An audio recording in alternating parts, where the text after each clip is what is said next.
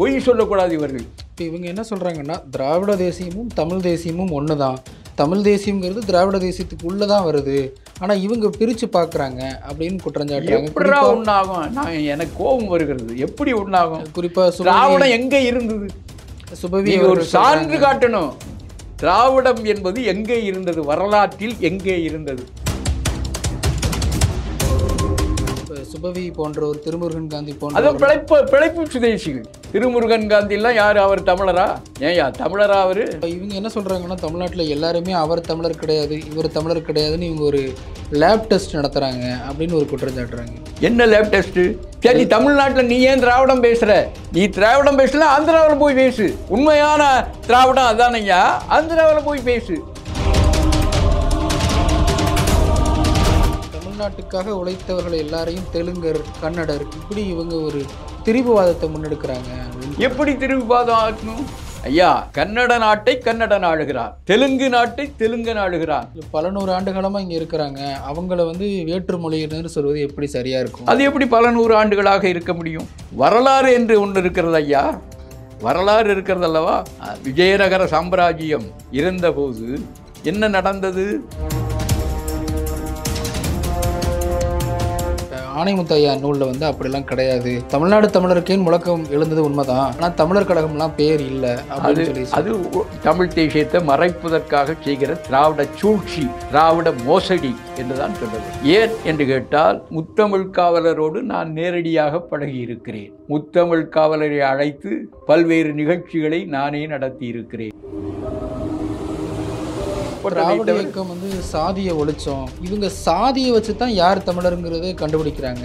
ஏங்க, இன்னைக்கு சாதிவாரி இடஒதுக்கீடு வேணும்னு கொண்டு வரணும்னு சொல்றது யாரு? உங்க திராவிட இயக்க முதல்வர் மு.க. ஸ்டாலின் அவர்கள் தானையா.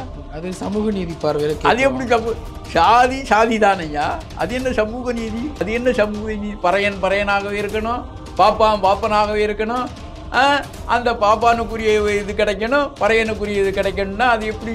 சாதி ஒழிய வேண்டுமா இல்லையா? திராவிடன் என்பதும் கன்னடன் என்பதும் ஒன்றுதான்.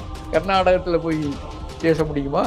திராவிடன் என்பதும் மலையாளி என்பதும் ஒன்றுதான் என்று மலையாள நாட்டில் போய் பேச முடியுமா?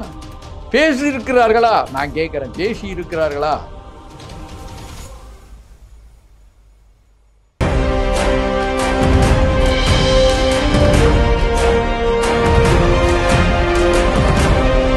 குளோப் 360 நேயர்களுக்கு அன்பு வணக்கம். இன்றைய சிறப்பு நேர்காணலில் நாம் தமிழர் கட்சி சீபா ஆதித்தனார் அவர்களுடைய மூத்த மாணவரும் முதல் மாணவரும் 40 ஆண்டுகளுக்கு மேலாக வெளிவந்து கொண்டிருக்கும் எழுதுதிருத்தலினுடைய ஆசிரியருமான திரு முனைவர் அருகோ அவர்களோடு உரையாட இருக்கிறோம். ஐயா வணக்கம். வணக்கம், மிக்க நன்றி.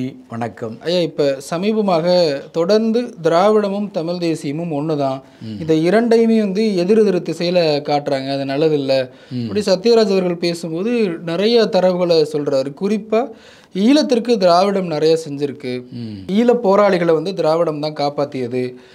பிரபாகரன் இங்கே ஒரு இதில் கைது செய்யப்படும் போது கூட அவங்கள பெரியாரிய தோழர்கள் தான் பாதுகாத்தாங்க. அதே போல் பிரபாகரன் அவர்களுடைய உண்ணாவிரதத்தையும் திராவிடர் கழக ஆசிரியர் கி வீரமணி அவர்கள் தான் முடித்து வைத்தார், பழச்சாறு கொடுத்து முடிச்சு வச்சார். அதே போல் கியூபாவுக்கு ஒரு கடிதம் எழுதும்போது பிரபாகரன் அவர்கள் திராவிடங்கிற வார்த்தையை பயன்படுத்தி இருக்கிறாரு. ஆக இப்போ நீங்கள் புரிதல் இல்லாமல் இப்படி பேசாதீங்க, ஆரியம் தான் எதிரியே ஒழிய இந்தியம் தான் எதிரியே ஒழிய திராவிடம் எதிரி கிடையாது தமிழ் தேசியத்திற்கு, இப்படி பல்வேறு கருத்துக்களை முன் வச்சிருக்கிறாங்க. எப்படி பார்க்குறீங்க? நீங்கள் சிந்திக்க வேண்டிய செய்தி. நடிகர் சத்யராஜ் போன்றவர்கள் தமிழ் ஈழ விடுதலையை ஆதரித்தது, தேசிய தலைவர் பிரபாகரன் அவர்களை புகழ்ந்து பேசுவது, இவையெல்லாம் வரவேற்கத்தக்கவைதான். என்றாலும் கூட சம்பந்தமே இல்லாமல் திராவிடத்தையும் தமிழ் தேசியத்தையும் ஒருங்கிணைப்பது என்பது தமிழ்நாட்டிலே இன்றைக்கு தமிழ் தேசியம் இழாதபடி, தமிழ் மொழி இழாதபடி, தமிழர்கள் தலையெடுக்காதபடி திராவிட இயக்க கட்சிகள் தமிழர்களை அழுத்தி கொண்டிருப்பதை மறைப்பதற்காக அவர்கள் போடுகிற ஒரு கபட நாடகம் இது என்பது உறுதியாகும். ஏன் என்று கேட்டால், திராவிடமா தமிழ் தேசியமா என்ற கேள்வி எழுகிற போது முன்னாலே தமிழகத்திலே நின்ற தேசியம் எது? தமிழ் தேசியமா திராவிட தேசியமா என்பதை சிந்தித்து பார்க்க வேண்டும்.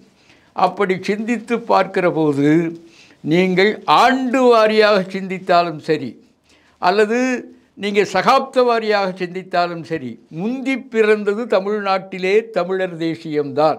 ஏன் என்று கேட்டால், இந்தியாவிலே இருக்கிற மொழிவழி மாநிலங்கள் அனைத்திலும் அந்த மொழிவழி தேசியம்தான் தலையெடுத்து நிற்கிறது. இன்றைக்கு ஆந்திரா இருக்கிறது, பக்கத்திலே இருக்கிறது. ஒரு காலத்திலே நம்மோடு சென்னை தலை மாகாணத்திலே இருந்த ஆந்திர மாநிலம். அந்த ஆந்திர மாநிலத்திலே இன்றைக்கு எது இருப்பது? தெலுங்கு தேசியம்தான் இருக்கிறது. சந்திரபாபு நாயுடு அவர்கள் தெலுங்கு தேச கட்சியின் சார்பாகத்தான் இன்றைக்கு முதலமைச்சராக வந்திருக்கிறார். அதை போல இவர்கள் பேசுகிற திராவிடத்திலே ஒரு உறுப்பு நாடான கர்நாடகத்திலே கன்னட தேசியம்தான் இருக்கிறது. தமிழர்களே அவர்கள் தலையெடுக்க விடவில்லை. அப்படி இருக்கிற போது அது எப்படி திராவிட தேசியமாகும்? திராவிட தேசியம் என்றால் கன்னடர்கள் முன்வந்து திராவிட தேசியத்துக்கு பாடுபட வேண்டும். திராவிட தேசியம் என்றால் தெலுங்கர்கள் முன்வந்து திராவிட தேசியம் பேச வேண்டும். அதை போலவே கேரளா பழைய காலத்து தமிழ் சேர நாடு, சேரர்களுடைய சொந்தமான நாடு. உள்ளபடியே தமிழ் இலக்கியத்திலே சேரர்களுக்கு தான் முதன்மை. மூவேந்தர்களை பற்றி சொல்லுகிற போது கூட சேர சோழ பாண்டிய நாடு என்றுதான் நாம் சொல்லுகிறோம். பாண்டியனை முன்னெடுத்து அல்லது சோழனை முன்னெடுத்து சொல்லுவதில்லை, சேரர்களைத்தான் முன்னெடுத்து சொல்கிறோம். அதற்கு காரணம் என்னென்றால், சேரர்கள்தான் இந்திய துணைக்கண்டத்திலேயே தமிழை முன்னெடுத்தவர்கள். தங்களுடைய விற்கொடியை இமயத்திலே பொறித்தவர்கள். கண்ணகி பத்தினி தெய்வம் என்பதற்காக, கண்ணகிக்கு கோட்டம் எடுக்க வேண்டும் என்பதற்காக சேரன் செங்குட்டுவன் படை திரட்டி சென்று தமிழர்களை படித்த கனக விசயர் தலையிலே கல்லை ஏற்றி கொண்டு வந்து கண்ணகிக்கு கோட்டம் சமைத்தவன் சேரன் செங்குட்டுவன். அதை போல அவனுடைய தம்பி யார்? இளங்கோவடிகள். இன்னும் சொல்ல போனால் சங்க இலக்கியத்திலே வருகிற ஒரு வரலாறு என்ன சொல்லுகிறது? நெடுஞ்சேரலாதன் இவர்களுடைய தந்தை, அதாவது சேரன் செங்குட்டுவன் இளங்கோ அவர்களுடைய தந்தை நெடுஞ்சேரலாதன் அரசவையிலே வீற்றிருக்கிறான். அரசவையிலே ஒரு பக்கத்திலே சேரன் செங்குட்டுவன் வீற்றிருக்கிறார், இன்னொரு பக்கத்திலே இளைய மகனாகிய இளங்கோ வீற்றிருக்கிறார்.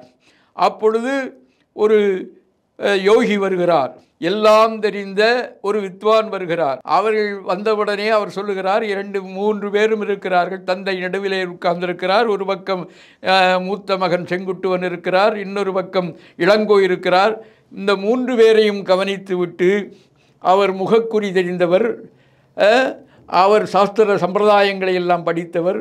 எனவே அவர் சொல்லுகிறார், அரசே, உங்களுக்கு பிறகு இந்த நாட்டை ஆளுகிற அறிகுறிகள் யாரிடத்திலே இருக்கிறது என்றால் இளங்கோவிடத்திலே இருக்கிறது. செங்குட்டுவனை விட இளங்கோவிடத்திலே தான் அரச லட்சணங்கள் அவருடைய முகத்திலே தெரிகிறது. அவர்தான் நாட்டை ஆளக்கூடிய அனைத்து பொருத்தங்களும் உடையவர் என்று அவர் சொல்லுகிற போது உடனே மன்னன் சிந்திக்கிறார்.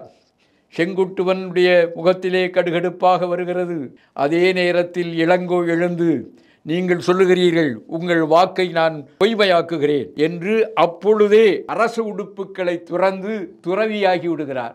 ஏனென்றால் தன்னை அண்ணனுக்கு போட்டியாக இந்த புரோகிதர் சொல்லுகிறார் என்பதற்காக, அதை முறியடிக்க வேண்டும் என்பதற்காக அந்த இடத்திலேயே அரசவையிலேயே இளங்கோ அவர்கள் துறவியாகி விடுகிறார். இந்த தியாகம் எங்கேயா இருக்குது? உலகத்தில் எத்தனையோ அரச பரம்பரையை பார்க்கிறோம். இந்த அரச பரம்பரைகளிலே அண்ணனுக்காக தம்பி, அந்த தம்பிதான் அரசாளுகிற தகுதியுடையவர் என்று புரோகிதர் சொன்னார் என்பதற்காக அரசவையிலே தன்னுடைய அரச உடுப்புகளை களைந்து துறவி உடுப்புகளை உடுத்தி கொண்டு துறவியானவர் இளங்கோ. அது மட்டுமல்ல, சேரன் செங்குட்டுவன் படைத்த அந்த சரித்திர சாதனையை உலகத்திற்கு தெரிய வேண்டும் என்பதற்காக, உலகத்திற்கு அறிவிக்க வேண்டும் என்பதற்காக இளங்கோ அடிகள் சிலப்பதிகாரத்தை எழுதுகிறார். ஒரு இளவரசர் எழுதிய காப்பியம்தான் சிலப்பதிகாரம். அதுவும் என்ன காப்பியம்? ஒரு அரச பரம்பரை கூறுகிற காப்பியம் அல்ல. சோழ நாட்டிலே ஒரு வணிகர் குலத்திலே பிறந்த கண்ணகி, கோவலன் என்கிற தம்பதிகள் பாண்டிய நாட்டிற்கு வணிகம் வருகிற போது அவர்கள் குற்றச்சாட்டு சாட்டப்பட்டு இந்த கோவலன் கொலையுறுகிற போது கண்ணகி நீதி கேட்டு போராடி நீதியை நிலைநாட்டி, அதே கண்ணகி சேர நாட்டிலே போய் தெய்வமாகிறாள் என்ற இந்த அருமையான வரலாற்று புதினத்தை அவர் சிலப்பதிகாரம் என்ற ஒரு அருமையான நூலாக எழுதுகிறார். நெஞ்சை அள்ளும் சிலப்பதிகாரம் என்றோர் பணி ஆரம் படைத்த தமிழ்நாடு என்று பாரதியார் பாடுவார். அந்த சிலப்பதிகாரம் என்பது மூவேந்தர்களுடைய சிறப்புகளையும், சேரன் செங்குட்டுவனுடைய தம்பி என்பதற்காக சேர நாட்டை அதிகமாக புகழவில்லை, பாண்டிய நாட்டை இகழவில்லை, சோழ நாட்டை இகழவில்லை. மாறாக சோழர்களுக்கு என்ன மரியாதை கொடுக்க வேண்டுமோ அதே மரியாதையை, பாண்டியர்களுக்கு என்ன மரியாதை கொடுக்க வேண்டுமோ அதே மரியாதையை, சேரர்களுக்கு என்ன பங்குண்டோ அந்த பங்கை அந்த சிலப்பதிகாரத்திலே அவர் பொதிந்திருக்கிறார். இளங்கோ அடிகள். ஆக தமிழ் தேசியம் என்பது முந்தி பிறந்தது. சரி, வரலாற்று காலத்திலே 200 ஆண்டுகள் நம்மை அடிமைப்படுத்தி வைத்திருந்தவர்கள் ஆங்கிலேயர்கள் இல்லையா? இந்த ஆங்கிலேயர்கள் எங்கே முதலில் வந்தார்கள்? இந்தியாவில் எங்கே வந்தாங்க? டெல்லிக்கு வந்தார்களா? கல்கத்தாவுக்கு வந்தார்களா? பம்பாய்க்கு வந்தார்களா? இல்லையே. முதலாக அவர்கள் வந்தது தமிழ்நாட்டுக்கு. அன்றைக்கு மலையாளம் உருவாகவில்லை, கேரளா உருவாகவில்லை. அந்த நேரத்திலே மேற்கு கடற்கரையோரம் மிளகுக்காகவும் ஏலத்திற்காகவும் தான் ஐரோப்பியர்கள் இங்கே வந்தார்கள். வந்த ஆங்கிலேயர்கள் தமிழ்நாட்டிலே முதலிலே கடலூரை தங்களுடைய தலைநகராக வைத்தார்கள், பிறகு சென்னையை தலைநகராக வைத்தார்கள், அடுத்து கல்கத்தாவை தலைநகராக வைத்தார்கள், மூன்றாவது தான் டெல்லியை தலைநகராக வைத்தார்கள். ஆக தமிழக வரலாறு என்பது, தமிழ் தேசியம் என்பது இந்திய தேசியத்திற்கு முந்தியது. தமிழ் தேசியம் என்பது இந்திய தேசியத்திற்கும் முந்தியது. வெள்ளைக்காரர்களை மட்டுமல்ல, ஏனைய கொள்ளைக்காரர்களையும் எழுத்து எழுந்த ஒரு தேசியம் என்றால் தமிழ் தேசியம்தான். இந்த தமிழ் தேசியத்தை முன்னெடுத்துத்தான் எங்களுடைய ராஜாசர் அண்ணாமலை செட்டியார் அவர்கள், இந்தியாவினுடைய முதல் நிதியமைச்சராக இருந்த ராசு சண்முகம் செட்டியார் அவர்கள், நம்முடைய முத்தமிழ் காவலர் கி.ஆ.பி. விஸ்வநாதம் அவர்கள், தனித்தமிழ் காவலர் அண்ணல் தங்கோ போன்றவர்களெல்லாம் தமிழ் தேசியத்தை முன்னெடுக்க வேண்டும். அந்த தமிழ் தேசியத்தை இந்தியா விடுதலை பெறுகிற போது, வெள்ளைக்காரர்கள் வெளியேறுகிற போது, தமிழ் தேசியத்திற்கு தமிழனுக்கு ஒரு தனிநாடு படைக்க வேண்டும் என்ற கோரிக்கையோடு தான் அவர்கள் தென்னிந்திய நல உரிமை சங்கத்தை உருவாக்குகிறார்கள். தென்னிந்திய நல உரிமை சங்கம் என்று பெயர் வைப்பதற்கு காரணம் என்னவென்றால், வெள்ளைக்காரர்கள் ஆட்சியிலே அங்கிங்கனாதபடி எங்கும் நீக்கமர பிராமணர்கள் தான் வெள்ளைக்காரர்களுக்கு அடுத்தபடியாக மிகப்பெரிய ஐஏஎஸ் அதிகாரிகளாக, ஐபிஎஸ் அதிகாரிகளாக அவர்கள்தான் இருந்தார்கள். பெரியார் அவர்கள் கி.ஆ.பி. விஸ்வநாதன் போன்றவர்களெல்லாம் தமிழர்னு பயன்படுத்துகிறாங்க, அது அயோக்கியத்தனம் அப்படிங்கிற பதிவு பெரியார் சொன்னதா ஒரு செய்தி உலகுது. அந்த செய்தி எந்த அளவுக்கு உண்மைங்க? எப்படி தமிழர்னு பதியக்கூடாதுன்னு எப்படி சொல்லலாம்? அது பச்சை தமிழர். யாரு?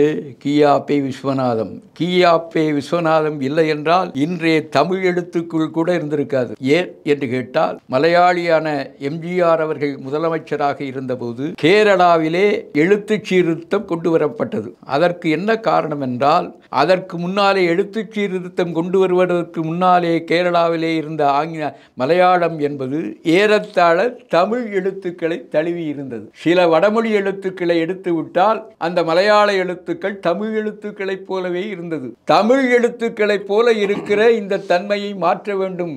இந்த தன்மை இருந்தால் இது தமிழிலே இருந்து வந்தது மலையாளம் என்று சொல்லிவிடுவார்கள் என்பதற்காக எழுத்து சீர்திருத்தம் என்ற பெயராலே தமிழ் வாடையே இல்லாமல், தமிழ் உருவமே இல்லாமல் ஒரு எழுத்து முறையை கொண்டு வந்துதான் எழுத்து சீர்திருத்தத்தை மலையாளத்திலே கொண்டு வந்தார்கள். அதை ஒட்டி தமிழில் எழுத்து சீர்திருத்தம் என்ற பெயராலே அதே மலையாள தேசத்தைச் சேர்ந்த எம்ஜிஆர் தமிழ்நாட்டில் இருந்தார். அதெல்லாம் உண்மைதான். தமிழ்நாட்டில் தான் அவர் நாடக நடிகராக இருந்தார், தமிழ்நாட்டில் தான் திரைப்பட நடிகராக இருந்தார், வள்ளலாக இருந்தார், அதெல்லாம் உண்மை. ஆனாலும் கூட அவர் மலையாளி தான். அந்த மலையாள உணர்வோடு தான் அவர் நடந்து கொண்டிருந்தார். அந்த எழுத்து சீர்திருத்தத்தின் மூலம் தமிழை எப்படி மலையாளத்தை தமிழ் வாடையே இல்லாமல் மாற்றுவதற்காக அந்த எழுத்து சீர்திருத்தத்தை அவர்கள் கேரள அரசாங்கம் பயன்படுத்தி கொண்டதோ, அதை போல தமிழ்நாட்டிலும் தமிழினுடைய பாரம்பரிய பெருமை, வழி வழியாக வருகின்ற தமிழ் அடையாளம், அதை துடைத்தெறிய வேண்டும் என்பதற்காக எழுத்து சீர்திருத்தத்தை கொண்டு வந்தார். அதை யாரும் எதிர்க்கவில்லை. எங்களுடைய முத்தமிழ் காவலர் அவர்கள் தான் எதிர்த்தார்கள். இந்த எழுத்து சீர்திருத்தம் என்பது எழுத்து சீர்திருத்தம் இல்லை, தமிழ் ஒழிப்பு சீர்திருத்தம் என்று வலுவாக போராடி, அதன் காரணமாகத்தான் சில எழுத்துக்களோடு அந்த சீர்திருத்தம் முடிஞ்சிருச்சு. இப்போ முன்னால் பார்த்தீங்கன்னா நான் இருக்குது 3 சுழி போட்டு இப்படி கொம்பு விட்டு நீட்டிப்பாங்க. இப்போது அந்த நாவோட ஒரு காலை போட்டு நான் வருகிறது. இந்த மாதிரி சீர்திருத்தம் தான் பெரியார் அவர்கள் தமிழர்களுக்கு செஞ்ச மிகப்பெரிய தொண்டு அப்படிதானே திராவிட கழகத்தினர் குறித்து. அது எப்படி மிகப்பெரிய தமிழை ஒழிப்பது எப்படி தமிழக தொண்டம்? அதாவது தமிழ் மொழி என்பது இந்தியை போல மலையாளத்தை போல நேற்று பெய்த மழையில் மாலையில் முளைத்த காளான் அல்ல.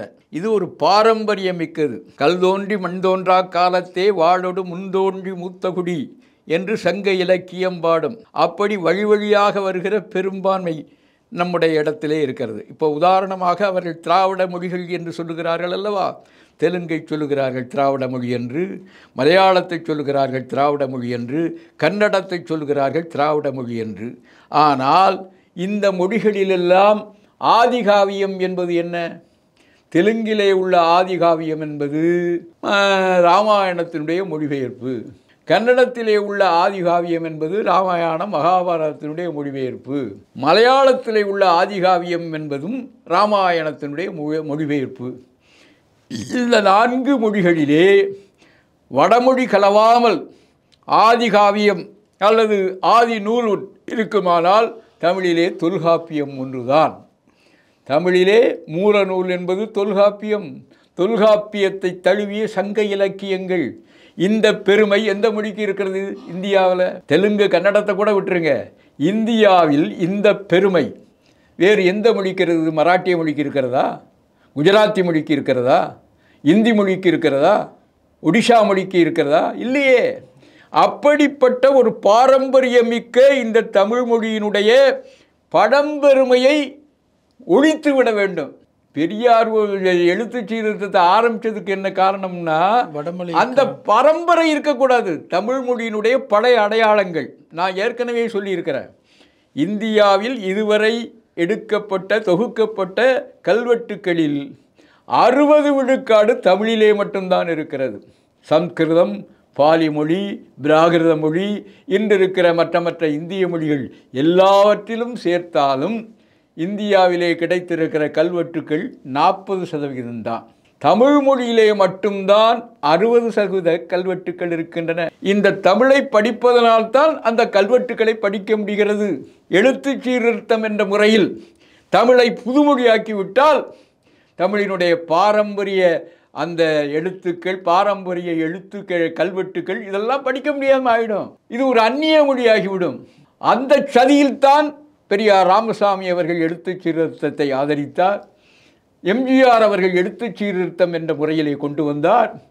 அதை எதிர்த்து தமிழினுடைய தனித்தன்மையை காத்தவர் எங்களுடைய முத்தமிழ் காவலர் கியாபி விஸ்வநாதம் அவர்கள். அவரை போய் திராவிடர் என்று சொன்னால் எப்படி ஏற்றுக்கொள்ள முடியும்? சொல்லுங்க பார்ப்போம். அதே போல் எம்ஜிஆர் அவர்கள் மலையாளியாக இருந்தாலும் கடைசி வரைக்கும் ஒரு தமிழராக தான் வாழ்ந்தார் அப்படின்லாம் சொல்கிறாங்களே, அது எப்படி சொல்ல முடியும்? அதாவது நீங்கள் முல்லை பெரியாறு பற்றி அது தகராறுக்குரியதாக இருக்கிறது.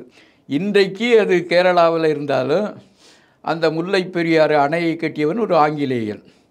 அது தமிழ்நாட்டினுடைய 8 மாவட்டங்களுக்கு நீர் வரத்தை கொடுக்கிறது. அந்த முல்லை பெரியாறு தகராறை முற்றி அதை தீர்க்க வேண்டும் என்பதற்காக கேரள அரசாங்க தூதுக்குழுவோடு தமிழக அரசாங்க தூதுக்குழுவும் போகிறது. அனுப்பி வைக்கிறார் எம்ஜிஆர் அவர் முதலமைச்சர். அதில் அந்த தூதுக்குழுவில் அன்றைக்கு இருந்த அமைச்சர் ராஜா முகமது என்கிற ஒரே ஒரு தமிழரை தவிர அத்துணை பேரும் மலையாளிகள். மலையாள நாட்டுக்கும் தமிழ்நாட்டுக்கும் உள்ள ஒரு தகராறில் தீர்ப்பு வைப்பதற்காக ஏற்படுகின்ற 2 குழுக்களில் ஒருவரை தவிர, அவர் அந்த துறையினுடைய அமைச்சராக இருந்ததுனால அவர் போக முடிஞ்சது, இல்லாட்டா அவரை கூட விட்டுருப்பாங்க. அத்துணை பேரும் யார்? மலையாளிகள். அவர் எப்படி தமிழராக வாழ்ந்தார் என்று நீங்கள் சொல்ல முடியும்? எப்படி ஐயா சொல்ல முடியும்? ஒரு தூதுக்குழு போகிறது கேரளாவுக்கும் தமிழ்நாட்டுக்கும் உள்ள ஒரு தண்ணீர் தகராறை பேசுவதற்காக. முதலமைச்சர் எம்ஜிஆர் இருந்தபோது ஒரு தூதுக்குழுவை அனுப்புகிறார். அந்த தூதுக்குழுவினுடைய தலைவர் ஒரே ஒரு ஆள், ராஜா முகமது. அவர் அந்த துறையினுடைய அமைச்சர் என்பதால் அவர் போகிறார். மற்றபடி அந்த தூதுக்குழுவில் அத்தனை பேரும் மலையாளிகள். எப்படி தமிழனுக்கு நீதி கிடைக்கும்? அவர் எப்படி தமிழராக வாழ்ந்தார் என்று நீங்கள் சொல்ல முடியும்? எம்ஜிஆர் அவர்கள் பிரபாகரன் அவர்களுக்கு நிறைய உதவிகளை செஞ்சுருக்கிறாரு. எம்ஜிஆர் மட்டும் இல்லை, திராவிட இயக்கம் கூட நிறைய உதவிகளை ஈழத்தமிழர்களுக்கு செஞ்சுருக்கிறாங்க, ஈழ போராட்டத்துக்கு பண்ணியிருக்கிறாங்க. இது ஒரு மோசடி கூற்று. ஏன் என்று கேட்டால், கருணாநிதிக்கும் எம்ஜிஆருக்கும் ஒரு போட்டி வந்தது. என்ன போட்டி என்றால், யார் ஈழத்தை ஆதரிப்பது. அதாவது ஈழத்தமிழர்கள் பால் தமிழ்நாட்டு தமிழர்களுக்கும் உலகத் தமிழர்களுக்கும் ஒரு மிகப்பெரிய பற்று வந்தது. ஏன் என்று கேட்டால், தமிழர்களுடைய வரலாற்றில் ஆரிய படை கடந்த நெடுஞ்செழியனுக்கு பிறகு இமயத்திலே கொடிபுரித்து கனகவிசயர் தலைமையிலே கல்லேற்றி கொண்டு வந்த சேரன் செங்குட்டுவனுக்கு பிறகு உலக நாடுகளையெல்லாம் கப்பற்படை அனுப்பி பல்வேறு நாடுகளை அடிமைப்படுத்திய ராஜராஜ சோழன், ராஜேந்திர சோழன் என்கிற அந்த மூவேந்தர்களுக்கு பிறகு தமிழக வரலாற்றில் உலகம் பாராட்டுகின்ற ஒரு வரலாற்றை, ஒரு வீர வரலாற்றை, போராட்ட வரலாற்றை படைத்தவர் பிரபாகரன், வேலுப்பிள்ளை பிரபாகரன். அந்த வேலுப்பிள்ளை பிரபாகரன் உருவாவதற்கு காரணமாக இருந்தது என்ன? தந்தை செல்வாவினுடைய அந்த உணர்வுகள். தந்தை செல்வா அவர்கள் தமிழனுக்கு ஒரு நாடு வேண்டும், தமிழீழ தேசம் ஏனென்று கேட்டால் சிங்கள தேசிய இனத்திடத்திலே அவர் போராடினார். 1948ஆம் ஆண்டு இலங்கைக்கு விடுதலை வந்தது. 1949ஆம் ஆண்டு தந்தை செல்வா தலைமையிலே தமிழரசு கட்சி தொடங்கப்படுகிறது. அந்த தமிழரசு கட்சி தொடங்கப்படுவதற்கு காரணமாக இருந்தது என்ன? 1946ஆம் ஆண்டு இங்கே எங்களுடைய தலைவர் சிலம்பு செல்வர் மாபோசி அவர்களுடைய தலைமையிலே 1946ஆம் ஆண்டு தமிழரசுக் கழகம் தொடங்கப்பட்டது. தமிழரசுக் கழகத்தினுடைய அந்த முதல் கூட்டத்திலே மாபோசி பேசியது இயேசுபிரானுடைய மலைப்பொழிவுக்கு சமானமானது என்று திருவிக்கா சொல்லுவார். அந்த அளவுக்கு தமிழர்கள் இழந்ததையும் தமிழர்கள் மீட்க வேண்டியதையும் புள்ளி விவரத்தோடு அள்ளி அள்ளி கொட்டியவர் மாபோசி அவர்கள். அந்த மாபோசி அவர்களும் அதை போலவே முத்தமிழ் காவலர் டிஆர்பி விஸ்வநாதம் போன்றவர்களெல்லாம் அந்த தமிழரசு கட்சியினுடைய மாநாட்டிலே, இலங்கையிலே தமிழரசு கட்சியினுடைய மாநாட்டிலே கலந்து கொண்டார்கள். தமிழரசு கட்சி செல்வராவினுடைய தலைமையிலே முதலாக அவர்கள் வைத்த கோரிக்கை என்ன? இலங்கையிலே 2 தேசிய இனங்கள் தான் இருக்கின்றன. ஒன்று சிங்கள தேசிய இனம், இன்னொன்று தமிழ் தேசிய இனம்.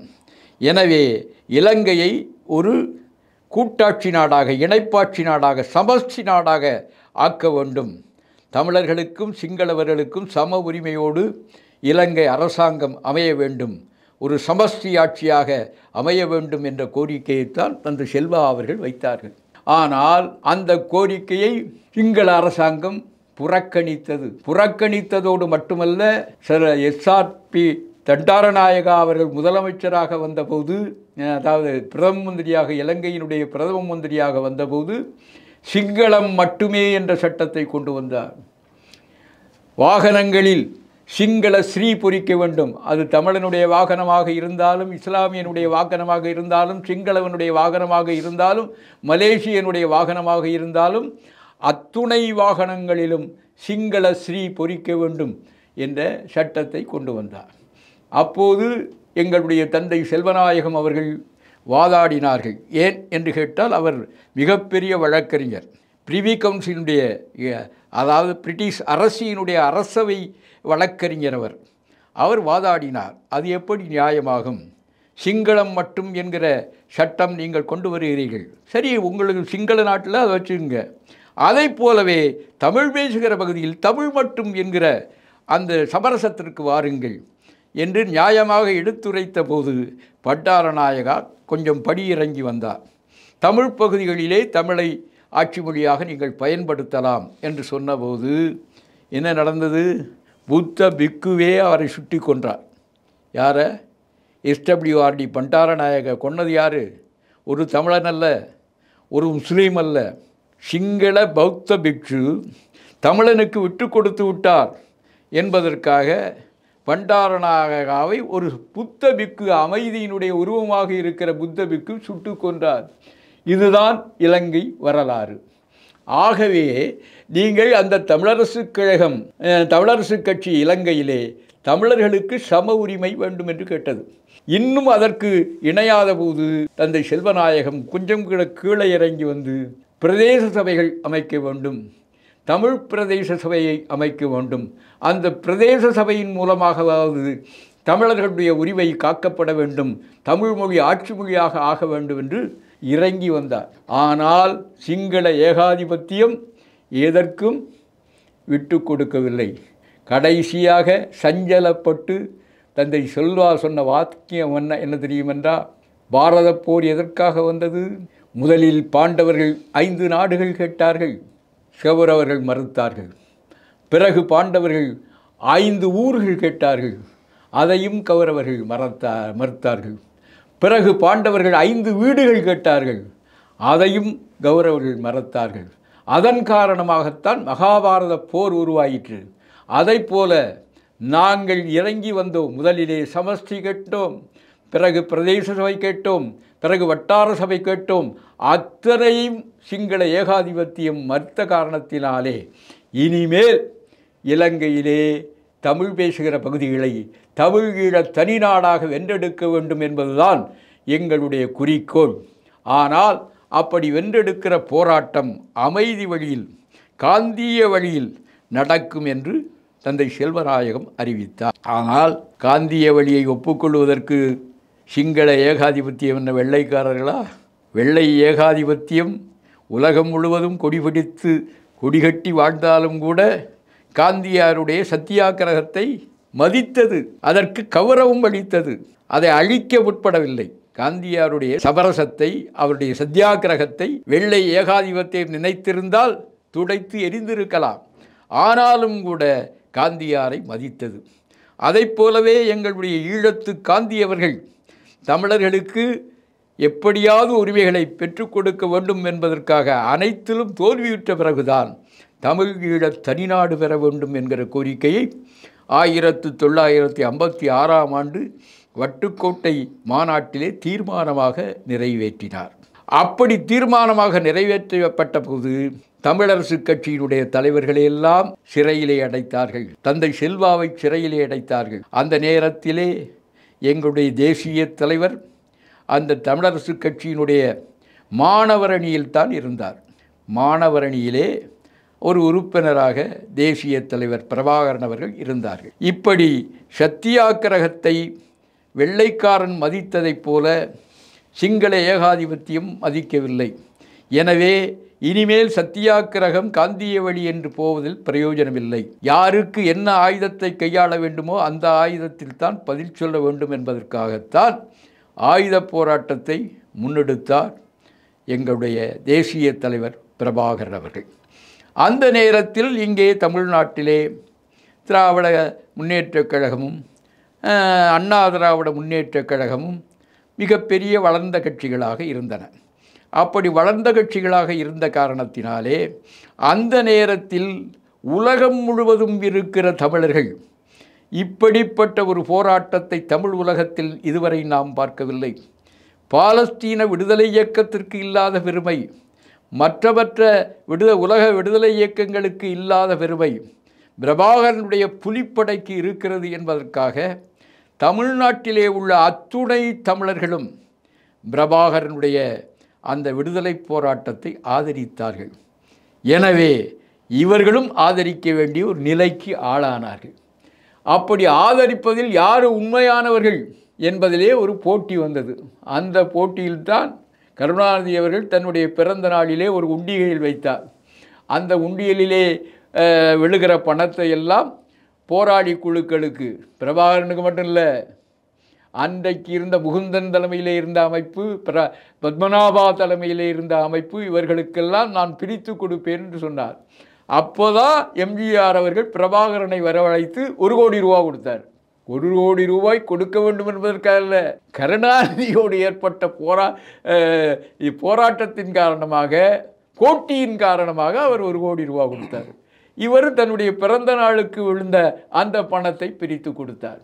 இப்படித்தான் எப்படி அவர்களுக்குள்ள அரசியல் போட்டியில் உலகம் முழுவதும் ஈழத்தமிழர்களுக்கு ஆதரவாக, பிரபாகரனுக்கு ஆதரவாக உலகத் தமிழர்கள் அனைவரும் ஓரடியிலே நின்ற காரணத்தினாலே இவர்கள் பிரபாகரனை ஆதரித்தார்களே தவிர பிரபாகரன் வெற்றி பெற வேண்டும் என்று இவர்கள் நினைத்திருந்தால் உள்ளபடியே இவர்களுடைய ஆதரவில் உண்மை இருந்தால் என்ன செய்திருக்க வேண்டும்? என்ன செய்திருக்க வேண்டும்? இந்தியாவை கொண்டு ஈழத்தை வென்றெடுப்பதற்கு இவர்கள் உதவிகளை பெற்றுக் கொடுக்க வேண்டும் இல்லையா? நீங்கள் முதல்ல பார்க்கணும். ஆனால் சத்யராஜ் அவர்கள் பேசும்போது என்ன சொல்கிறாங்கன்னா, திராவிட இயக்க தலைவர்கள் தான் அதிகமாக சிறை சென்றிருக்கிறாங்க, அவங்க தான் நிறையா உதவிகள் செஞ்சுருக்கிறாங்க, அவங்க தான் பக்கத்தில் இருந்து நிறைய படங்கள்லாம் எடுத்திருக்கிறாங்க, இப்படி தமிழ் தேசியவாதிகள் யாராச்சும் காட்ட முடியுமான்னு சொல்லிட்டு ஒன்று கேட்குறாரு. நீங்கள் ஒன்றை புரிந்து கொள்ள வேண்டும். அதாவது முன் வந்த காதை பின் வந்த கொம்பு மறைத்தது என்று ஒரு பழமொழி உண்டு தமிழில். அதைப்போல தமிழ்நாட்டில் முதலாக தோன்றிய அமைப்பு என்பது தமிழ் தேசிய அமைப்பு தான். 1944 நான் பலமுறை சொல்லியிருக்கிறேன், இருந்தாலும் இப்போவும் சொல்லத்தான் தேவை இருக்கிறது. 1944 முத்தமிழ் காவலர் முன்னின்று நடத்திய சேலம் மாநாட்டிலே, காலை மாநாட்டிலே தமிழர் கழகம் என்றுதான் கட்சி ஆரம்பிக்கப்படுகிறது. அதற்கு முன்னால் திராவிடர் கழகம் கிடையாது, தமிழர் கழகம் என்றுதான் தொடங்கப்படுகிறது. அந்த தமிழர் கழகத்தை அந்த மாநாட்டுக்கு வந்திருந்த அனைவரும் ஏகோபித்து வரவேற்கிறார்கள். காலையிலே தமிழர் கழகம் பிரகடனப்படுத்தப்படுகிறது. தமிழ்நாடு தமிழருக்கே என்கிற முழக்கம் வானை இடித்து கிளம்புகிறது. ஏன் அந்த முழக்கம் பிறந்தது என்றால், ஆனால் இதே செய்தியை வாலாசா வல்லவன் அப்படிங்கிற ஒரு பெரியாரியவாதி ஆணைமுத்தையா நூலில் அப்படிலாம் கிடையாது, தமிழ்நாடு தமிழருக்கேன்னு முழக்கம் எழுந்தது உண்மைதான், ஆனால் தமிழர் கழகம்லாம் பேர் இல்லை அப்படின்னு சொல்லி, அது தமிழ் தேசியத்தை மறைப்பதற்காக செய்கிற திராவிட சூழ்ச்சி, திராவிட மோசடி என்றுதான் சொல்ல வேண்டும். ஏன் என்று கேட்டால், முத்தமிழ் காவலரோடு நான் நேரடியாக பழகியிருக்கிறேன். முத்தமிழ் காவலரை அழைத்து பல்வேறு நிகழ்ச்சிகளை நானே நடத்தி இருக்கிறேன். கோலாலம்பூரிலே நடைபெற்ற உலகத்தமிழ் மாநாட்டிலே முத்தமிழ் காவலரோடு நான் கலந்திருக்கிறேன். ஆகவே அது உண்மைக்கு மாறான செய்தி. ஏனென்று கேட்டால், அவர் முத்தமிழ் காவலர் அவர்கள் முதலாக இந்தியாவிலே காங்கிரஸ் இயக்கத்திற்கு அடுத்தபடியாக ஒரு பெரிய இயக்கம் தோன்றியதென்றால் அது நீதி கட்சி இயக்கம்தான், தென்னிந்திய நல உரிமை கட்சி தான். அந்த தென்னிந்திய நல உரிமை கட்சியை ஏற்படுத்தியவர்களெல்லாம் தமிழர்கள். ராஜாசர், அண்ணாமலை செட்டியார், அதான் முதலே சொன்னேன், இந்தியாவினுடைய முதல் நிதியமைச்சராக இருந்த சண்முகனார், முத்தமிழ் காவலர், சௌந்தரபாண்டிய நாடார், இவர்களெல்லாம் ஒன்றாக சேர்ந்துதான் அந்த கட்சியை தொடங்குகிறார்கள். ஏன் தொடங்குகிறார்கள்? காங்கிரஸ் எப்படி வெள்ளைக்காரனை வெளியேற்றி இந்திய ஆட்சியை கைப்பற்ற வேண்டும் என்ற நோக்கோடு, இந்தியாவுக்கு விடுதலை பெற வேண்டும் என்ற நோக்கோடு காங்கிரஸ் கட்சி செயல்பட்டதோ, அதை போலவே வெள்ளைக்காரர்கள் வெளியேறுவதற்கு முன்பு வெள்ளைக்காரர்களிடமிருந்து நேரடியாக தமிழ்நாட்டுக்கு விடுதலை பெற வேண்டும். அதாவது அந்த நீதி கட்சியினுடைய குறிக்கோள் திராவிடர் கழகத்துக்காரர்களாலே திசை திருப்பப்படாமல் இருந்திருந்தால் அந்த தமிழர் கழகம் தோன்றி பாகிஸ்தானுக்கு முன்னாலேயே தமிழ்நாடு, சுதந்திர தமிழ்நாடு அமைந்திருக்கும் ஐயா. அதற்காகத்தான் நீதி கட்சியை தமிழர் கழகமாக எங்களுடைய முத்தமிழ் காவலரும் அண்ணல் தங்கோ அவர்களும், எங்களுடைய தேசிய தலைவர் நம்முடைய சோபசுந்தர பாரதியார் போன்றவர்கள் எல்லாம் ஒன்றாக சேர்ந்து தமிழர் கழகத்தை இந்த நோக்கத்தோடு தான் வெள்ளையரிடமிருந்து நேரடியாக தமிழ்நாட்டுக்கு விடுதலை பெற வேண்டும், எப்படி பாகிஸ்தானுக்கு முன்னாலேயே இந்த தமிழ்நாட்டை விடுதலை பெற வேண்டும் என்ற நோக்கத்திற்காக செய்தார்கள்.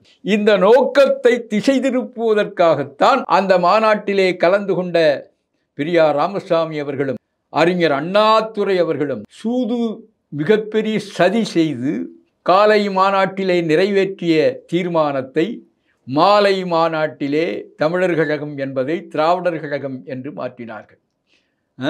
தமிழ்நாடு தமிழருக்கே என்ற அந்த முழக்கத்தை திராவிட நாடு திராவிடருக்கே என்று மாற்றினார்கள்.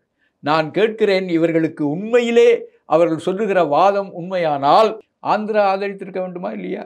ஏன்னா நீ கேட்ட திராவிட நாட்டில் ஆந்திரா இருக்கிறது. ஆந்திராக்காரர்கள் இதற்கு முன் வந்திருக்க வேண்டுமா இல்லையா?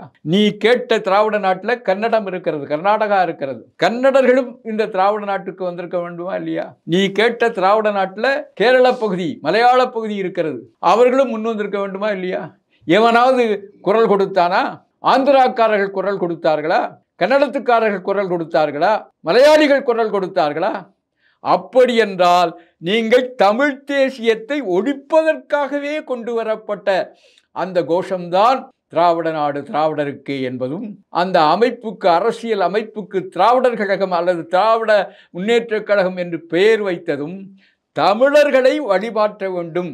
தமிழ்நாட்டில் தமிழன் தலையெடுக்கக்கூடாது, தமிழ்நாட்டை தமிழன் ஆடக்கூடாது, தமிழ்நாட்டு அரசியல் தமிழ் தேசிய அடிப்படையில் அமையக்கூடாது என்ற ஒரே காரணத்திற்காகத்தான் நீங்கள் தமிழர் கழகத்தை திராவிடர் கழகமாக திரித்தீர்கள். இதுதான் உண்மை. அதைப் போலவே தமிழ் ஈழம் என்பது பிரபாகரன் தலைமையிலே பிறந்திருந்தது. 25 ஆண்டுகள் தமிழ் ஈழ அரசு வன்னி பகுதியிலே கோலோச்சியது. கடற்படை வைத்திருந்தார்கள், விமானப்படை வைத்திருந்தார்கள், தனி நீதிமன்றம் இருந்தது, தனி காவல் படை வைத்திருந்தார்கள். இன்றைக்கு இருக்கிற ஸ்ரீலங்கா அரசு, கொழும்பை தலைநகராக கொண்டிருக்கிற ஸ்ரீலங்கா அரசினுடைய அதிகாரிகள் தமிழ் ஈழத்திற்கு உள்ளே போக வேண்டுமென்றால் அந்த வன்னியிலே இருந்து தமிழ் ஈழ அரசாங்கத்திலே விசா பெற வேண்டும். அந்த அளவுக்கு ஒரு ஆட்சியை 25 ஆண்டுகள், பொய் சொல்லக்கூடாது இவர்கள். இப்போ இவங்க என்ன சொல்கிறாங்கன்னா, திராவிட தேசியமும் தமிழ் தேசியமும் ஒன்று தான், தமிழ் தேசியங்கிறது திராவிட தேசியத்துக்கு உள்ளே தான் வருது, ஆனால் இவங்க பிரித்து பார்க்குறாங்க அப்படின்னு குற்றஞ்சாட்டுறாங்க. எப்படா ஒன்றாகும்? எனக்கு கோபம் வருகிறது. எப்படி ஒன்றாகும்? குறிப்பாக திராவிடம் எங்கே இருந்தது? சுபவி ஒரு சான்று காட்டணும். திராவிடம் என்பது எங்கே இருந்தது? வரலாற்றில் எங்கே இருந்தது? தமிழ்நாடு இருந்தது, தமிழ் சங்கம் இருந்தது. குமரி கடல்கோள் கொள்வதற்கு முன்னாலேயே இன்றைக்கு இந்து மாக்கடல் என்று சொல்லப்படுகிற அதில் குமரி கண்டம் இருந்தது, குமரி மலை இருந்தது. பஹ்ருடி ஆற்றுடன் பன்மலை அடுக்கத்து குமரி கோடும் கொடுங்கடல் கொள்ள என்று சங்க இலக்கியம் பாடுகிறதே, அதை போல விரிந்து வரிந்த தமிழ்நாடு இருந்தது. ஆனா திராவிடம் எங்கே இருந்தது? சொல்லட்டும், திராவிடம் எங்கே இருந்தது? சுபவி போன்ற ஒரு திருமுருகன் காந்தி போன்ற அது பிழைப்பு சுதேசிகள். திருமுருகன் காந்தி எல்லாம் யாரு? அவர் தமிழரா? ஏயா தமிழரா அவரு? இவங்க என்ன சொல்றாங்கன்னா, தமிழ்நாட்டில் எல்லாருமே அவர் தமிழர் கிடையாது, இவர் தமிழர் கிடையாதுன்னு இவங்க ஒரு லேப் டெஸ்ட் நடத்துறாங்க அப்படின்னு ஒரு குற்றச்சாட்டுறாங்க. என்ன லேப் டெஸ்ட்? சரி, தமிழ்நாட்டில் நீ ஏன் திராவிடம் பேசுற? நீ திராவிடம் பேசல, ஆந்திராவில் போய் பேசு. உண்மையான திராவிடம் அதானையா, ஆந்திராவில் போய் பேசு, கர்நாடகத்தில் போய் பேசு, கேரளாவில் போய் பேசு. தமிழ்நாட்டில் இருந்து கேரளம் பேசுனா, இந்த திராவிடம் பேசுனா நீ அயோக்கியத்தனம் பண்ணுகிறாய் என்று பொருள். தமிழ்நாட்டுக்காக உழைத்தவர்களை எல்லாரையும் தெலுங்கர், கன்னடர், இப்படி இவங்க ஒரு திரிபுவாதத்தை முன்னெடுக்கிறாங்க அப்படின்னு. எப்படி திரிபுவாதம் ஆகணும் ஐயா? கன்னட நாட்டை கன்னடன் ஆளுகிறான், தெலுங்கு நாட்டை தெலுங்கன் ஆளுகிறான், மலையாள நாட்டை மலையாளன் ஆளுகிறான். அதை போல எங்கள் தமிழ்நாட்டை தமிழன் ஆள வேண்டும் என்பது எப்படி திரிபுவாதம் ஆகும்? நீ சொல்றதுதான் திரிபுவாதம், நீ சொல்லுவதுதான் திரிபுவாதமே தவிர நாங்கள் சொல்வது எப்படி திரிபுவாதம்? நான் ஏற்கனவே சொல்லியிருக்கிறேன். 1920ஆம் ஆண்டே இங்கே சட்டசபை வந்து விட்டது. பல 100 ஆண்டுகாலமாக இங்கே இருக்கிறாங்க. அவங்கள வேற்றுமொழியினர் சொல்வது எப்படி சரியா இருக்கும்? அது எப்படி பல 100 ஆண்டுகளாக இருக்க முடியும்? வரலாறு என்று ஒன்று இருக்கிறது ஐயா, வரலாறு இருக்கிறது அல்லவா? விஜயநகர சாம்ராஜ்யம் இருந்தபோது என்ன நடந்தது? அதாவது பாண்டியர்கள் தங்களுக்குள்ள வந்த சகோதர சண்டையில் டெல்லி பாதுஷாவிட்ட போய் உதவி கேட்டான். டெல்லி பாதுஷா மல்லிகாபூர் தலைமையில் ஒரு படையை அனுப்பினான். அந்த படை தமிழ்நாட்டினுடைய கோவிலெல்லாம் நிறைய சொத்து இருக்குது, நிறைய பொண்ணு ஆபரணங்கள்லாம் இருக்குன்னு எல்லாம் கொள்ளையடிச்சான். 100 யானைகள் பொதியே கொண்டு போய் வடநாட்டுக்கு போனான். அதன் காரணமாக முகலாயர்கள் பூந்தார்கள் தமிழ்நாட்டில். எனவே இந்த இழப்புக்கு ஆளான கோயில் தக்கார்கள் எல்லாம் ஒன்று சேர்ந்து விஜயநகர சாம்ராஜ்ய மன்னரிடத்திலே போய் எங்களை காப்பாற்ற வேண்டும், முகலாயர்கள் படையெடுப்பிலே இருந்து எங்கள் கோயில்களை எல்லாம் கொள்ளையடிக்கிறார்கள். ஏனென்றால் அது இந்து சாம்ராஜ்யமாகவே விஜயநகர சாம்ராஜ்யம் இருந்தது. அதில் கூட ஒரு ட்விஸ்ட் என்னன்னு கேட்டிங்கன்னா, விஜயநகர சாம்ராஜ்யத்தை தொடங்கியவர்கள் கன்னடர்கள், தெலுங்கர்கள் அல்லையா, கன்னடர்கள் தான் இரட்டை சகோதரர்கள் விஜயநகர சாம்ராஜ்யத்தை தொடங்கினார்கள். அதை பின்னர் தெலுங்கர்கள் ஆக்கிரமித்து கொண்டார்கள். தெலுங்கு மன்னர்கள் தலைமையிலே அது ஒரு பெரிய பேரரசாக இருந்த காரணத்தினாலே இந்து மதத்தை காப்பாற்றுவதற்காகவே நாங்கள் பிறப்படுத்தோம் என்று அவர்கள் அறிவித்து கொண்டதன் காரணமாக தமிழ்நாட்டு கோவில் தட்கார்கள் எல்லாம் ஒன்று சேர்ந்து முகலாயர்களை துரத்துவதற்கு நீங்கள் உதவி செய்ய வேண்டும் என்று கேட்டபோது அவர்கள் நாயக்கராட்சியை தமிழ்நாட்டில் உண்டு பண்ணிவிட்டார்கள். இதானே நடந்தது. அப்போது நான் கேட்குறேன், நீ வந்தது சரி என்றால் அப்போ முகலாயர்கள் வந்ததும் சரி தானே? முகலாயர்கள் மட்டும் எப்படி நீ ஆக்கிரமிப்புன்னு சொல்ல முடியும்? டெல்லி பாதுஷாவை எப்படி ஆக்கிரமிப்புன்னு சொல்ல முடியும்? விஜயநகர சாம்ராஜ்ய தலைவர் ஆக்கிரமித்தால் அது ஆக்கிரமிப்பு இல்லை, அவன் ஆக்கிரமித்தால் ஆக்கிரமிப்பை எப்படி சொல்ல முடியும்? ஆகவே நீங்கள் இதெல்லாம் காரணம் என்னவென்றால் தமிழ் தேசியம் வளரக்கூடாது, தமிழ்நாட்டை தமிழன் ஆளக்கூடாது. இப்போ யார் தமிழருங்கிறதான் பிரச்சனை அப்படின்னு சொல்கிறாங்க. யார் தமிழர்னு தமிழ் தாய்மொழியாக கொண்டு வந்தான் தமிழன். ஏங்க இதில் என்ன உங்களுக்கு கேள்வி இருக்கிறது? உன்னுடைய தாய்மொழி எது? உன்னுடைய தாய்மொழி எது? நீ திராவிடன் என்பவன் தமிழன் இல்லை என்பதற்கு ஒரே ஒரு உதாரணம் அண்ணாதுரை. அண்ணாதுரை மும்மொழி திட்டத்துக்கு எதிராக இருமொழி திட்டம் கொண்டு வந்தார். மும்மொழி திட்டத்தில் இந்தி, மும்மொழி திட்டத்தில் ஆங்கிலம், மும்மொழி திட்டத்தில் தமிழும் இருந்தது. இந்தி, ஆங்கிலம், தமிழ். அந்த இந்தி புகுகிறது, அதை தடுக்க வேண்டும் என்பதற்காக அண்ணாதுரை இருமொழி திட்டம் கொண்டு வந்தார். அந்த இருமொழி திட்டம் என்ன சொல்லுகிறது? ஒரு மொழி, இருமொழியில் ஒரு மொழி, ஆங்கிலம் கட்டாயம். இங்கே கல்வியிலும் சரி, ஆட்சியிலும் சரி, அதிகாரத்திலும் சரி ஆங்கிலம் கட்டாயம். இரண்டாவது மொழி என்ன? தமிழ்னு நேரடியாக வந்துட்டாரா? தாய்மொழி அல்லது தமிழ். ஏன்னா அவன் தாய்மொழி தமிழ் இல்லை, தாய்மொழி அல்லது தமிழ். அதாவது தாய்மொழி தமிழ் இல்லை என்று சொன்னால், என்னுடைய தாய்மொழி தமிழ் இல்லை என்று சொன்னால் அவன் தமிழை படிக்க வேண்டியதில்லை, அவன் தமிழை உபயோகிக்க வேண்டியதில்லை, தமிழை படித்து விட்டு அரசாங்க உத்தியோகத்துக்கு போகணுங்கிற கட்டாயம் இல்லை, ஏன்னா அவன் தாய்மொழி தமிழ் இல்லை. அப்படி சதி செய்து, திட்டமிட்டு சதி செய்து திராவிட இயக்கம் தமிழை ஒழித்தது. அப்படி தமிழ் ஒழிக்கப்பட்ட திராவிட இயக்கம் சாதியை ஒழிச்சோம், இவங்க சாதியை வச்சு தான் யார் தமிழருங்கிறது கண்டுபிடிக்கிறாங்க. ஏங்க இன்னைக்கு சாதிவாரி இடஒதுக்கீடு வேணும்னு கொண்டு வரணும்னு சொல்கிறது யார்? உங்கள் திராவிட இயக்க முதல்வர் மு.க. ஸ்டாலின் அவர்கள் தானையா. அது சமூக நீதி பார்வையில் அது எப்படி சாதி தானையா? அது என்ன சமூக நீதி? அது என்ன சமூக நீதி? பறையனாகவே இருக்கணும், பாப்பனாகவே இருக்கணும், அந்த பாப்பானுக்குரிய இது கிடைக்கணும், பறையனுக்குரிய இது கிடைக்கணும்னா அது எப்படி? சாதி ஒழிய வேண்டுமா இல்லையா? நீங்கள் திருவிக அவர்கள் காங்கிரசினுடைய தலைவராக இருந்தவர், தமிழ் தென்றல் என்ற பெயர் பெற்றவர், தமிழ் இலக்கியங்களை எல்லாம் எழுதியவர். அவர் என்ன சொல்லுகிறார் என்றால், தமிழ்நாட்டில் சாதி இருக்கிற வரை தமிழர்கள் முன்னேற முடியாது, தமிழர்கள் ஒற்றுமைப்பட மாட்டார்கள். எனவே ஒற்றுமைப்படக்கூடாது என்பதற்காகத்தான் இவர்கள் சாதிவாரி இடஒதுக்கீடு என்று வேண்டும் என்று கேட்கிறார்கள். சரி, இந்த இடஒதுக்கீடு எப்போது பிறந்தது? நீங்கள் அதை பார்க்கணும். காங்கிரஸ் ஆட்சியிலேயே முதலாக பெரியார் ஈவேரா அவர்கள் இடஒதுக்கீட்டு கொள்கையை மத்திய அரசாங்கத்தையே ஏற்கச் செய்தார். எதுக்காக ஏற்கச் செய்தார்? தமிழ்நாட்டில் இருக்கிற தெலுங்கர்கள், தமிழ்நாட்டில் இருக்கிற கன்னடியர்கள், தமிழ்நாட்டில் இருக்கிற மலையாளிகளாக, தெலுங்கர்களாக, கன்னடர்களாக தொடர்ந்து இருக்க வேண்டும், தமிழர்களாக மாறிவிடக்கூடாது என்பதற்காகத்தான் அவர்களை, தமிழ்நாட்டில் வாழுகிற தெலுங்கர்களை தெலுங்கர்களாக வைப்பதற்காக, மலையாளிகளை மலையாளிகளாக வைப்பதற்காக, கன்னடர்களை கன்னடர்களாக தொடர்ந்து இருக்க வைப்பதற்காகத்தான் முதல்ல இடஒதுக்கீடு கொண்டு வரப்பட்டது. முதல் இடஒதுக்கீடு என்பது பெரியார் அவர்களால் வலியுறுத்தப்பட்ட இடஒதுக்கீடு என்பது தமிழ்நாட்டில் இருக்கிற தெலுங்கர்களும் கன்னடர்களும் மலையாளிகளும் தமிழர்களாக மாறிவிடக்கூடாது என்பதற்காகத்தான். இன்றைக்கும் நீங்கள் தெலுங்கு வழிப்பள்ளிகள் இருக்கின்றனவா இல்லையா? கன்னட வழிப்பள்ளிகள் தமிழ்நாட்டில் இருக்கின்றனவா இல்லையா? மலையாள வழிப்பள்ளிகள் தமிழ்நாட்டில் இருக்கின்றனவா இல்லையா? இதற்கெல்லாம் காரணம் என்ன?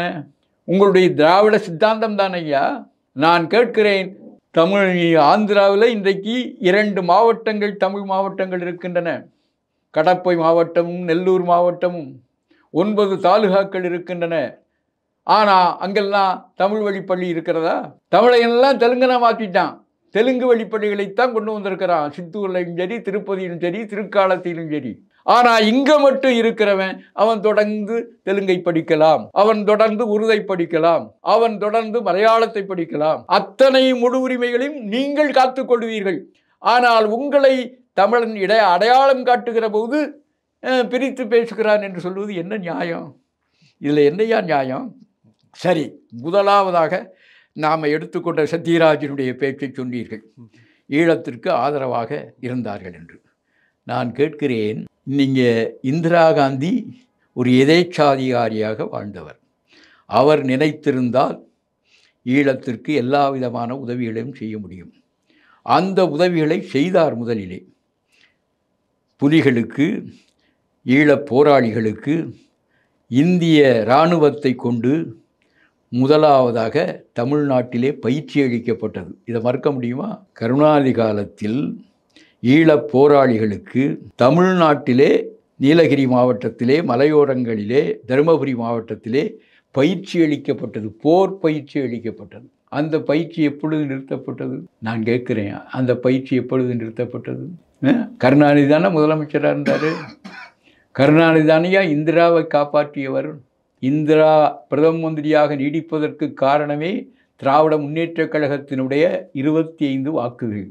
நாடாளுமன்றத்தில் காங்கிரஸ் கட்சியினுடைய மூத்த தலைவர்களே இந்திராவின் மீது நம்பிக்கையில்லா தீர்மானம் கொண்டு வந்தபோது அந்த நம்பிக்கையில்லா தீர்மானத்தை எதிர்த்து முறியடித்தது திராவிட முன்னேற்றக் கழகத்தினுடைய 25 வாக்குகள்.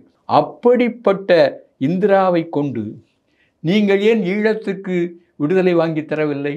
நான் கேட்கிறேன், ஏன் வாங்கி கொடுக்க முடியவில்லை? இந்திரா நீங்கள் சொன்னபடி ஆடினாரா இல்லையா? எமர்ஜென்சி கொண்டு வந்தார். திராவிட முன்னேற்றக் கழகத்துக்காரர்களை சிறையிலே அடைத்தார். ஆனால் கருணாநிதி அடைத்தாரா? காமராஜரை சிறையில் அடைத்தார். மு.க. ஸ்டாலினே அடைச்சாங்க சொல்றேன். மு.க. ஸ்டாலின்லாம் அடைச்சார். கருணாநிதி அடைக்கலையே. அவர்தானே கதாநாயகன். இது நீ அடிப்பது போல் அடி, நான் அழுவதை போல் அடிகிறேன். இது ஒரு நாடகம். இது ஒரு நாடகம் ஐயா. திமுகவினுடைய முன்னணி தலைவர்கள்லாம் விரட்டு கைது செஞ்சாங்க. கைது செய்தது அன்றைக்கு இருந்த காவல்துறை பழி வாங்குவதற்காக. அவரை இவர் மூக்கறுத்த மாதிரி நடத்தார அவர் செஞ்சாங்க. ஆனால் கருணாநிதி கைது செய்யப்படவில்லை. திராவிட முன்னேற்றக் கழகத்தினுடைய சொத்துக்கள் ஜப்தி செய்யப்படவில்லை. நான் கேட்கிறேன், சர்க்காரியா கமிஷன் வைக்கப்பட்டது. விஞ்ஞான முறையில் ஊழல் செய்தவர் கருணாநிதி என்று சர்க்காரியா கமிஷன் சொன்னது. ஆனால் என்ன நடவடிக்கை எடுத்தார்கள்? நீங்கள் என்ன அதெல்லாம் கண்துடைப்பையா. சரி, நான் கேட்குறேன், அப்படி எமர்ஜென்சி கொண்டு வந்தார். திராவிட முன்னேற்றக் கழகத்து தோழர்களை எல்லாம் சிறையிலே அடைத்தார். அடைத்து விட்டு நீங்கள் அவர் ஜனதா கட்சி ஒரு 2 ஆண்டு ஆண்டது மொரார்ஜி தேசாய் தலைமையில். அதற்கு பிறகு ஜனதா கட்சி கவிழ்ந்து மீண்டும் இந்திரா தேர்தலை அறிவிக்கிறார். அந்த தேர்தலில் நேருவின் மகளே வருக, நிலையான ஆட்சி தருக என்று லாலி பாடியவர் யாரு? இதுக்குயா எமர்ஜென்சி கொண்டு வந்த இந்திரா காந்தியை, திராவிட முன்னேற்ற கழகத்தை சிறையில் அடைத்த இந்திரா காந்தியை நேருவின் மகளே வருக, நிலையான ஆட்சி தருக, எதுக்கு லாலி பண்ண? இதெல்லாம் ஒரு நாடகம் ஐயா. இன்னைக்கும் கூட இந்திரா காங்கிரஸ் தயவில் தான் திராவிட முன்னேற்ற கழகம் இருக்கிறது. நான் கேட்குறேன், கூட்டணியில் இருக்கிற இந்திரா காங்கிரஸ் 2006 இருந்து 11 வரைக்கும் திராவிட முன்னேற்ற கழகம் ஆட்சியில் இருந்து சிறுபான்மை ஆட்சியில், போதிய பெரும்பான்மை இல்லை. திராவிட முன்னேற்ற கழகத்தினுடைய ஆட்சியை காப்பாற்றியது காங்கிரஸ்காரர்களுடைய வாக்குக்கு. அதே நேரத்தில் மன்மோகன் சிங் தலைமையில் 10 வருஷம் இந்திய அரசாங்கத்தில் திராவிட முன்னேற்ற கழகம் அமைச்சர்கள் இருந்தார்கள். அப்போது யோக்கியமாக இருந்தால் நீங்கள் தமிழ்நாட்டில் அதே காங்கிரஸ்காரர்களுக்கு பதவி கொடுத்துருக்கணுமா வேண்டாமா? அவன் தலைமையில் தானே இந்த ஆட்சி நடைபெற்றது. ஆகவே நீங்கள் இது ஒரு கண் துடைப்பு, இது ஒரு நாடகம். கருணாநிதி நினைத்திருந்தால், திராவிட முன்னேற்றக் கழகம் நினைத்திருந்தால் ஈழத்தை பெற்றுக் கொடுத்திருக்க முடியும்.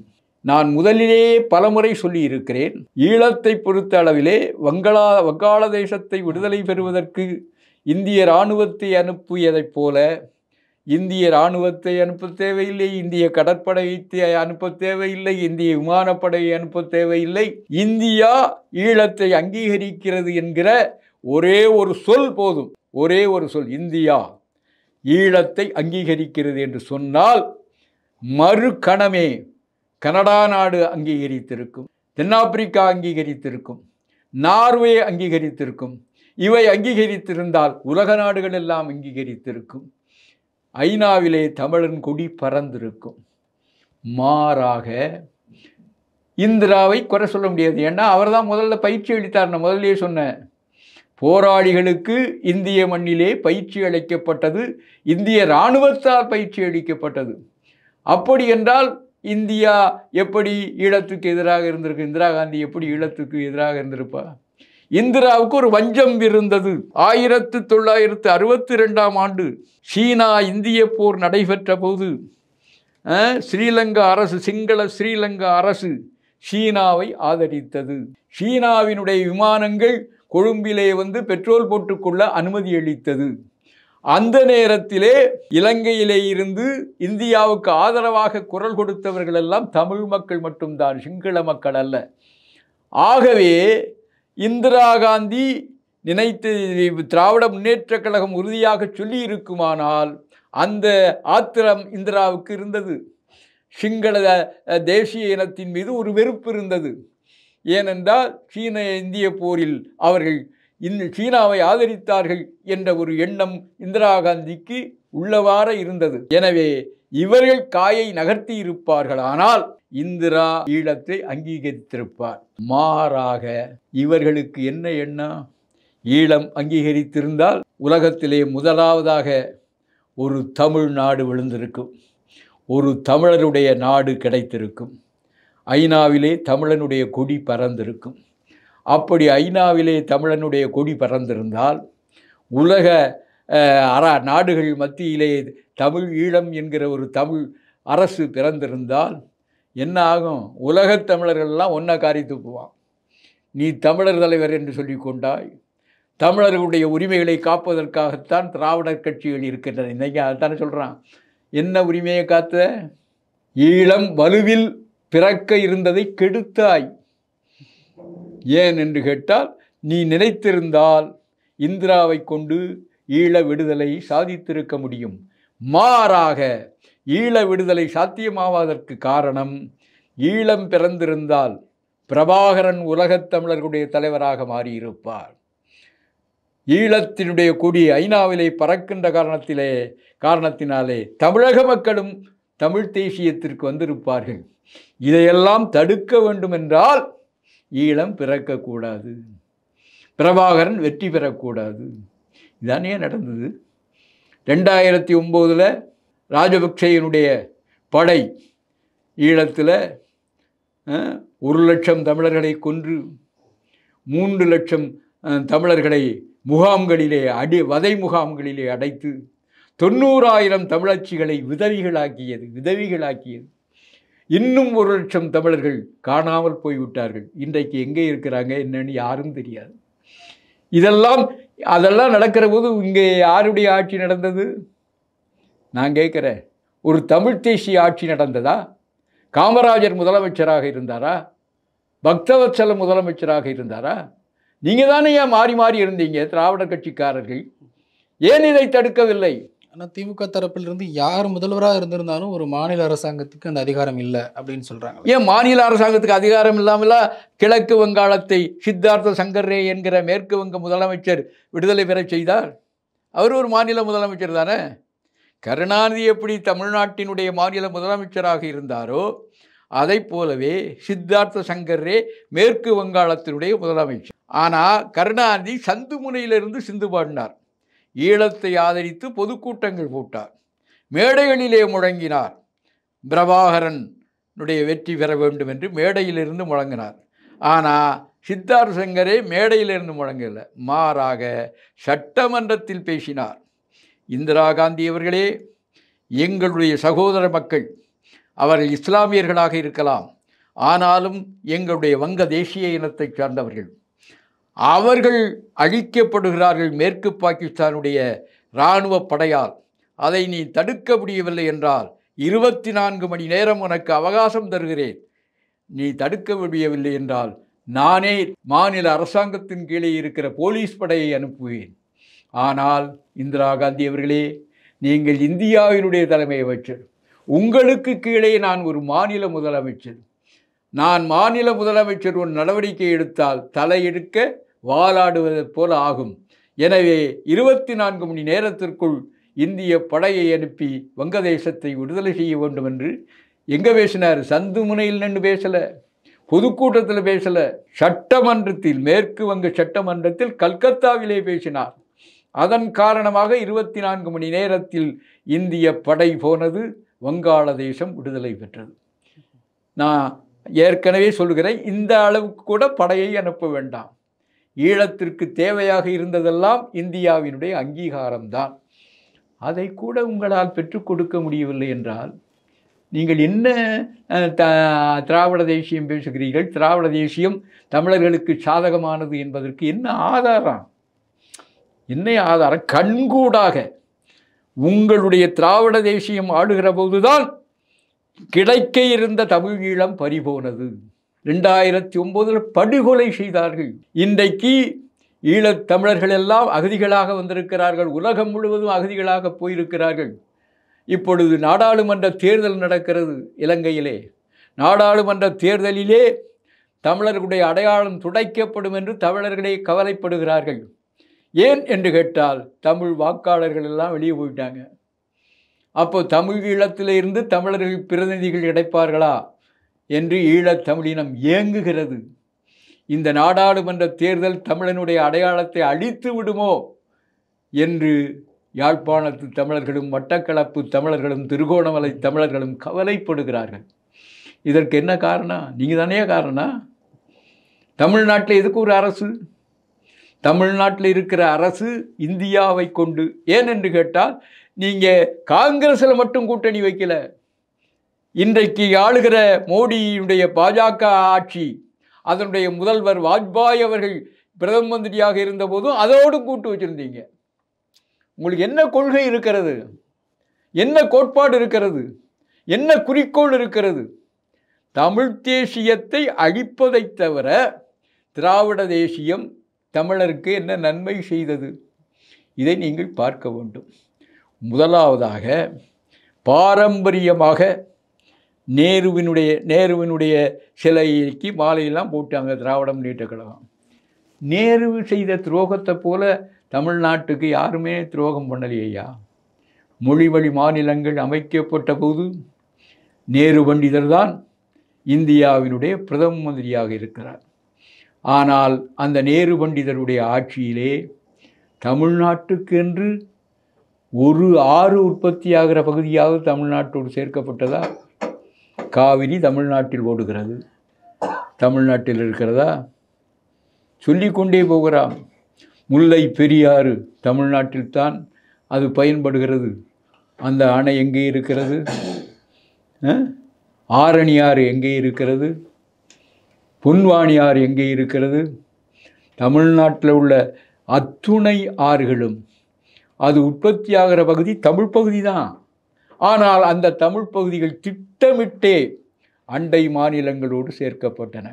கையேந்துகிற நிலையில்தான் இதை மாற்றுவதற்காக.